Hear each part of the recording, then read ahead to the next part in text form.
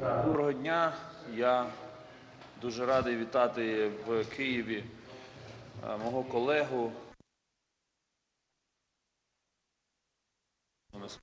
The Minister of Foreign Affairs of the Republic of North Macedonia. This is already our second meeting, and just recently we had a meeting in Berlin, and the day before yesterday I had a chance to talk to the President of the Northern Macedonia, and that is truly an acceleration of our contact. It is absolutely natural because since the very beginning of the war, an active phase of Russian aggression against Ukraine, the Macedonia has taken a very principled and active position in all the spheres by providing assistance to Ukraine. Ми вдячні Північній Македонії за постійне співавторство резолюцій щодо України в міжнародних організаціях. Північна Македонія входить до трійки ОБСЄ, і я бажаю Буяру успішного головування в цій організації в 2023 році. Щиро сподіваюся, що до того часу війна закінчиться перемогою України і вже ОБСЄ не доведеться займатися цим зупиненням російської агресії. Дуже важлива тема, яка однаково болісна і однаково важлива, і однаково перспективна для України та Республіки Північна Македонія – це шлях європейської інтеграції. Як ви знаєте, Північна Македонія вже має статус кандидата на членство в Європейському Союзі. Україна прагне здобути цей статус на найближчому саміті Європейського Союзу в червні. І сьогодні дуже принципово ми проговорили цю тему і домовились про дві речі. По-перше, Буяр підтвердив, що Північна Македонія повністю підтримує надання Україні статусу кандидата на членство в ЄС на червневому саміті Європейського Союзу і не погоджується з тими, хто намагається протиставити українську заявку і процес європейської інтеграції в Македонії. Ми разом з Буяром відкидаємо той факт, що є певний конфлікт, і що поки не будуть зроблені наступні кроки європейської інтеграції в Північній Македонії, не можна давати статус кандидата Україні. А друге, ми домовилися, що ми будемо працювати кожен по своїй лінії з певними скептиками в Європейському Союзі, але також з тими партнерами та друзями, які підтримують щиро європейську інтеграцію наших країн, для того, щоб здолати наявні перешкоди. In order to overcome any possible challenges so that our countries would move on, and Ukraine fully supports the membership of North Macedonia in the European Union, and we are wishing our friendly country to join as soon as possible to the European Union. You know my position. I believe that if the EU truly cares about the future and prosperity of the Europe, then the only solution to that would be to widen the European Union so as to include the Western Balkan countries, to include the Eastern countries, so as to share its values and to unify all those who share the common values with the European Union. This only such an action would prevent other players to join in, would be able to try to impose their own visions, and resulting in a destabilization of Europe. That's why the Europe needs all the wisdom, all the intelligence to make the right steps. And we've also had a brief discussion with my counterpart, the issue of European integration. North Macedonia is a NATO member nation. We're not. Still, NATO is preparing for another summit in Madrid, and we've discussed several steps that needs to be done so that the Ukrainian interests would be taken into account during the summit. And we highly appreciate the assistance that North Macedonia has provided to us. It's very comprehensive assistance, a diversified ones, and yet we know that North Macedonia has provided to Ukraine what's necessary to them, but they clearly understand that Ukraine is at war, but Macedonia is not. That is why a small European country has shared with us in a swift manner what we needed. And then there's big countries in Europe who are telling us that they can't give us something in a swift manner because they need it. So it's not the issue about the size of the country or the geography. It's about whether these countries are frank or not. And we all remember what is happening, and the history will have its word to say. And I have no doubts that having friends like North Macedonia, we will be victorious, and this will be our joint victory for the sake and for the benefit of Europe and the whole world. And in the end, I'd like to hope that the Parliament of the country will approve a decision calling the actions and the atrocities of Russian Federation in Ukraine as the genocide against the Ukrainian people. My counterpart has visited the city of Irpin in the morning, and Macedonians, they clearly understand what does that mean when somebody is going against your self-identity, your culture. This is what is happening now when Russia is hating not just the neighboring country of Ukraine. Russia is destroying Ukraine's identity. They hate and they would like to destroy the Ukrainian language. They are willing to destroy Ukraine as a country. So we are, once again, thank you for your visit, and you can rest assured that we shall never forget all the support, all those good things that the people of your country are doing for Ukraine. You can always count on our support and assistance as well. Thank you. Thank you so much. Thank you, Dmytro. Good afternoon to all of you from Kyiv. From Kyiv that symbolizes the victory of freedom over tyranny. Dear Dmytro, first of all, thank you for hosting me today in Kyiv, a visit which for me is of great substantive and symbolical importance. With me today, here are the ambassador and his team from the Embassy of North Macedonia to Ukraine, who as of today continue their work in Kyiv in full capacity. The symbolism is also evident. Kyiv is a free city, and we all recognize and accept the situation by our diplomatic missions reassuming their activities. Yet the devastations that we saw today are beyond words. Targeting civilians is a war crime and totally unacceptable, and the aggressor must be held accountable.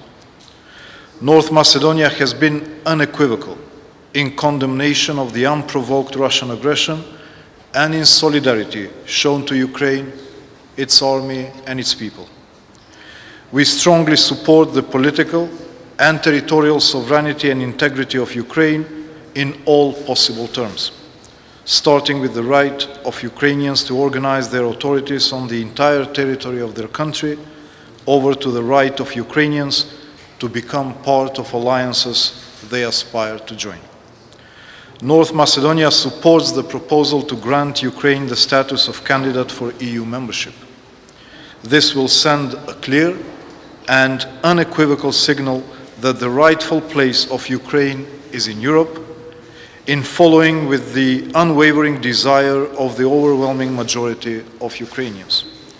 The road from being granted a candidate status to starting EU accession negotiations is long. North Macedonia is a case in point. However, I should like to wish Ukraine all the success on its European integration path. As the youngest NATO member state, we will continue supporting the open door policy as well as the accession of Ukraine to this most powerful military political alliance in the world, as we have already demonstrated with our prompt decision to support the NATO membership bids of Sweden and Finland. It is beautiful to see that Kyiv is steadily reassuming its status of a free city. Regretfully, the Russian aggression is not over. Therefore, the support for Ukraine must not cease. In fact, it must be intensified until all military activities are over and all Russian troops have retreated completely. In simple terms, the international democratic community must not give in. Historical experiences in non-reacting to such threats are starkly painful. If we allow this war and aggression to be relativized in any way, and that peace conditions be defined outside the borders of this brave country, this will send a message of a potential vulnerability of the freedom and sovereignty of each of our individual countries. I always say that fighting for their freedom of their country, for their future generations, the brave Ukrainian people are now on the front line in the fight of the democratic world to preserve democratic values. The freedom of North Macedonia and of any other country today is defended in Ukraine, and Ukraine deserves all our respect, all our assistance and support in its struggle. Dear citizens, coming from the birth country of Mother Teresa, coming from a country whose capital Skopje was rebuilt from the ruins after the 1963 earthquake, thanks to the solidarity and generosity of the entire world, but also coming from a country which belongs to a region where regretfully there are still fresh memories of the ramifications of wars and violence, I would like to send a message of solidarity and support to the Ukrainian people. We stand by you not only in your hour of sorrow for the victims and destroyed homes, but also for your lost normal life, cruelly interrupted childhood of many children, and plans for the future that had to be challenged. Furthermore, we are fully aware of the immediate but also of the long-term effects wars have on a country, its citizens and its future. Therefore, I hope and I will endeavor that the solidarity, generosity and care for the Ukrainian people and their freedom continue after the war as well. I hope and I'm confident that someday soon, when Ukraine and the Ukrainian people will finally be able to enjoy the freedom for which they have struggled, with the help of the entire world, including from North Macedonia, you will be able to rebuild your cities and homes and infuse new life in your communities. In our capital, Skopje, we still have streets named after countries that helped us after the 1963 devastating earthquake. Let us hope that the streets of free Ukraine in the future will bear testimony to the solidarity of countries and citizens from all around the world that will continue supporting you, not only in this period of great ordeal for your country, but also in the period of reconstruction and renewal of your country. Slava Ukraine. Thank you so much. Thank you, Excellencies. We will take a few short questions. We have a Macedonian media first. Kristina Atovska from North Macedonia. My first question is for Minister Kuleba. I would like to ask about the negotiations between two countries, between Ukraine and Russia. They were stopped this week, maybe this month, and in Davos, your president said that he would like to negotiate directly with his Russian colleagues. So what are the chances for this kind of negotiations? What is the status of the negotiations now? Are there any negotiations on other levels? And can we, and when can we expect this level of negotiations, which will mean probably the finishing, the end of the war? Yeah. Well, if you look at the news feed from Ukraine, you see that Russia is on the large-scale offensive in Donbas. They accumulated enormous amount of troops, heavy weapons in Donbas, and tried to capture our territory. They are conducting creeping annexation of Kherson and Zaporizhia regions of Ukraine in the south. Bujar arrived here to the foreign ministry accompanied by air raid siren. And this is the answer to your question. Does a country that wants to negotiate behave like this? Definitely not. If Russia wants talks, it will not conduct an offensive operation. It will not try to persecute, it will not persecute Ukrainian activists in the south of Ukraine. It will not try to introduce, it will not be introducing ruble, Russian telephone codes and issuing Russian passports in the south of Ukraine. It would not be blocking Ukrainian ports so that we cannot export our food to the global market. It would not be striking missiles against cities in Ukraine. This is the language of facts, not interpretations. And the Russian officials can endlessly repeat for the media that they are open to negotiations and it's Ukraine to blame. But this is a lie. When you look at the facts, there is not a single indicator that Russia wants to negotiate in good faith and find a solution. I don't know when the meeting between two presidents can take place. We made many attempts to organize such a meeting. We did not receive any single positive indicator from Russia with regard to their readiness to arrange such a meeting. From what we know, President Putin is in a war mood and not negotiating mood. So I really can't say when that meeting can take place.